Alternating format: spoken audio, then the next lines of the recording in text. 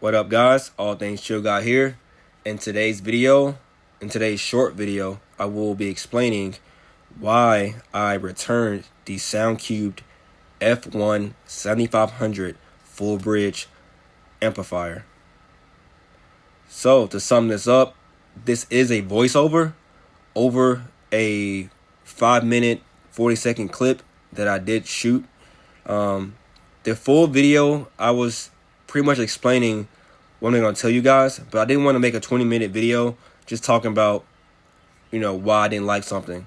So I wanted to make this a quicker video, so I took a clip from it and just going to do a voiceover. So with that in mind, yes, I did return the SoundQubed F1-7500. I originally got it to replace my Stinger 4K. If you don't know what the Stinger 4K is, it's an amplifier made by Audio Control. It is a $400 amplifier that's a half bridge. And I ran that amp for a good month and a half. Great amplifier, had zero issues out of it, but I wanted more power. So I wanted to give the full bridge amplifier, like the tar amps, the Banda, the full bridge amplifiers a chance. If you don't know what a full bridge amp is versus a half bridge amp, just give that a Google and you'll kind of see the differences between the two.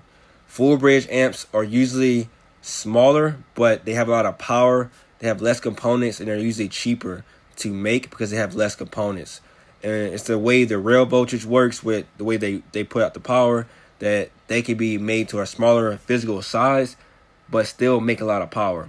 So this SoundQubed amp was a good bit smaller than my Stinger amp in the physical size.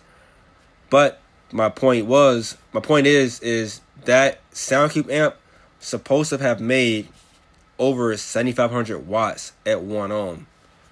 The Stinger amp was a 4K amp that was underrated by a lot, and that amp could do over 6,000 watts at 1 ohm. So at the very minimum, I was looking to see around 1,000 watt, increase in my power.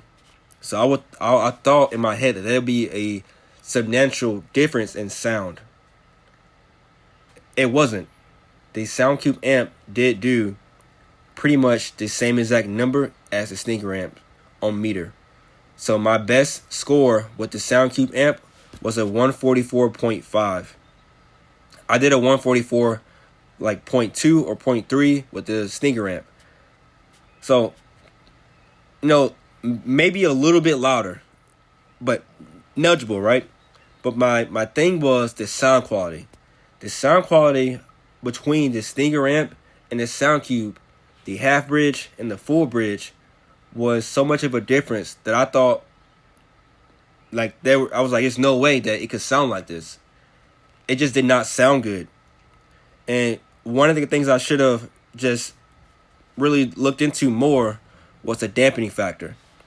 The dampening factor is a measurement that tells you how well an amplifier can control the subs or speakers. The higher the number, the better. The damping factor of the SoundQubed amp was less than 100, I believe.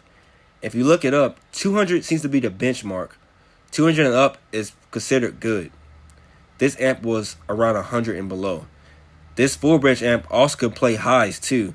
So it can play any speaker or sub, which I really don't like, but I wanted to give it a try.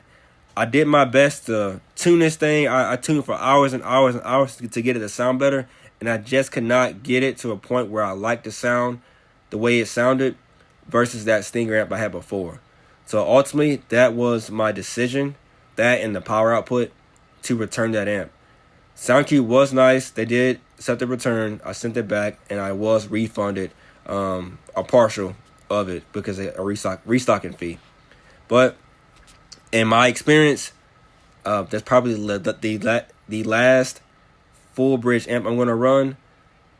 I did pick up MBX Korean half bridge amps, which you will see in my future videos.